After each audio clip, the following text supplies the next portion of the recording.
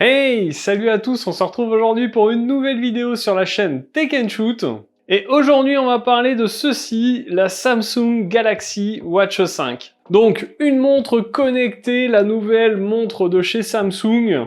Ils ont deux modèles en 2022, la Watch 5 Pro, qui est un modèle dédié au sport, et un modèle plus classique, celle-ci, la Watch 5. Donc c'est une montre qu'on retrouve aux alentours de 279 €. Je vous mettrai bien sûr un lien affilié dans la description. N'hésitez pas à aller le checker parce qu'en fonction de la date à laquelle vous regardez la vidéo, eh bien peut-être que le prix aura changé ou il y aura d'éventuels promos. Et on va pas perdre de temps, on va tout de suite aller faire un unboxing de la montre. On voit son packaging, ses caractéristiques techniques. On voit un petit peu comment elle fonctionne, son appairage avec le téléphone. Et puis on se retrouve après pour que je vous donne mon avis dessus. Allez, on se retrouve pour faire l'unboxing de cette Galaxy Watch 5 de chez Samsung. Donc celle-ci vous arrive dans cette boîte. On a le modèle ici, la photo de la montre, la marque. Ici sur le côté, on voit que c'est une 40 mm. On a plusieurs tailles et rien d'autre de particulier sur la boîte. Lorsqu'on ouvre, on découvre une pochette ici. À l'intérieur, on retrouve un petit guide pour la garantie et un guide de prise en main rapide avec une partie en français, ainsi qu'un câble USB Type-C pour recharger la montre. Et enfin, en dessous, on a notre Galaxy Watch 5. Alors, cette Galaxy Watch 5, la voici. On est sur un diamètre 40, je vous l'ai dit, ça fait environ 40,4 mm de large et une longueur de 39,3. Donc on n'est pas tout à fait rond, mais c'est normal, il y a le cadran autour. On est sur une hauteur de 9,8 mm et un poids de la montre de 28,7 grammes, donc pas très lourd. On est évidemment sur un bracelet interchangeable avec le système facile avec les petits clips ici. Concernant le tour de la montre, on a ici un polymère noir, brillant. Concernant le bracelet, on est sur un bracelet en fluoro-élastomère, donc qui a l'air assez agréable à porter. Je vous dirai ça une fois que je l'aurai testé un petit peu, mais ça a l'air plutôt pas mal. Parlons maintenant de l'écran de cette montre. On est sur un écran de 1,2 pouces. C'est pas un grand écran, mais c'est déjà pas mal. Ça, je pense que ça suffira à lire nos principales notifications. Ce sera peut-être un petit peu difficile pour les SMS, enfin en tout cas d'envoyer des SMS, on en reparlera plus tard. On est sur un écran AMOLED évidemment. On a du GPS intégré, du NFC, électrocardiogramme, cardiofréquence-mètre. On a l'affichage des notifications. Ça fonctionne sous Android Wear, donc on devrait pouvoir installer des applications, je pense, dessus. On verra, je vous en parlerai plus tard dans le test. On n'a pas de possibilité d'insérer une carte SIM à l'intérieur. Écran tactile évidemment. Cette montre fonctionne avec la puce Samsung Exynos W920. On a une mémoire interne de 7,5 Go, ce qui est pas mal. Et une batterie de 284 mAh. Alors ça me paraît un peu juste, on verra à l'utilisation, mais à mon avis l'autonomie va pas être folle. Pour ce qui est de la recharge de la montre, vous l'avez vu, c'est de la recharge par induction. Sur le côté ici, vous allez retrouver deux boutons, dont un qui est entouré d'un petit liseré rouge. Je sais pas si vous le verrez à la cam parce que c'est quand même assez petit. Ici on a un micro. Et bien sûr tous les capteurs en dessous. Allez, je vais charger cette montre, je la configure et puis je vous montre ce qu'elle donne. Alors voilà, la montre est chargée, je la démarre, on va voir comment on la configure. Donc ici Samsung Galaxy Secured by Knox. L'écran a l'air plutôt pas mal, hein.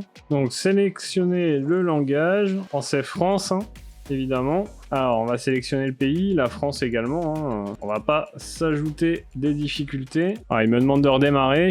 Allez, le petit message de bienvenue. Donc démarrer dans l'application Galaxy Wearable sur votre téléphone. Allez, je vais vous le mettre en grand sur le Z Fold, comme ça vous devriez mieux voir. Hop, vous voyez sur un Galaxy, il vous découvre tout de suite la montre. Hop, autorisé. Là, il me demande de mettre à jour l'application. On a une vérification du numéro sur notre montre.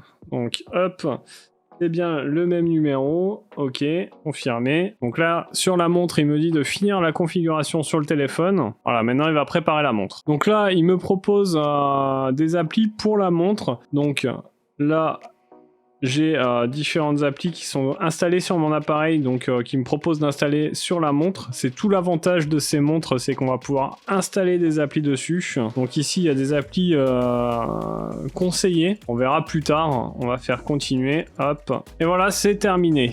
Donc, sur l'application, on va retrouver Vous voyez, Watch 5 de Christophe, on peut modifier évidemment les cadrans directement depuis l'application. Des petites astuces, cadrans, l'écran d'appli, cartes, on a voilà différents écrans, le volet des raccourcis qu'on peut modifier, on peut en ajouter, paramètres de la montre, on va avoir les notifications, son et vibrations, écran, Samsung Health, fonction avancée, batterie, application, gestion du contenu, on a vraiment plein de fonctionnalités, les astuces et le manuel utilisateur et la boutique. Alors maintenant on va revenir sur notre montre, donc là il nous propose de démarrer, glisser vers le bas pour avoir le volet des raccourcis. Donc là, il me propose tous les raccourcis. Le haut, on a pour revenir sur les apps, on revient au cadran en glissant vers le bas. Les notifications, on glisse vers la droite.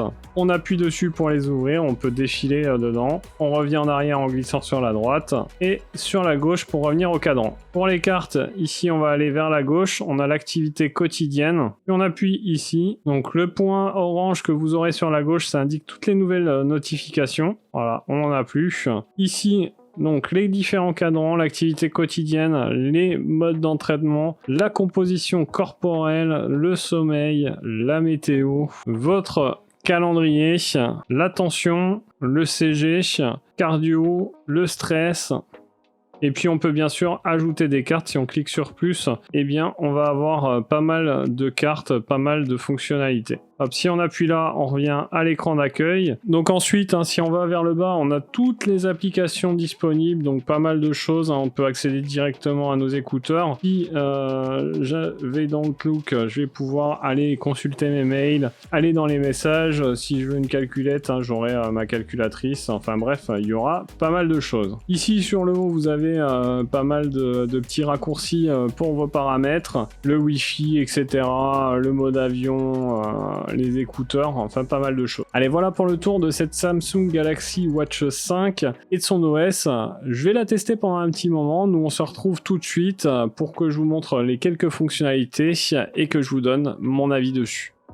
Alors vous l'avez vu dans cet unboxing, on a vraiment une montre très jolie, alors simple mais efficace. Pour ma part, j'ai testé la version la plus petite, la 40 mm. Vous la retrouverez aussi en modèle 44 mm. Alors cette Watch 5, pas de grosse évolution au niveau design, elle ressemble quasiment trait pour trait à la Watch 4. Les fixations du bracelet suivent le long du cadran, comme sa version précédente, ils sont assez bien finis. Le bracelet en silicone, lui, est très agréable à porter. J'aime bien le système de fixation, là où quand vous l'avez fixé, vous passez ce qui reste dans un trou en dessous.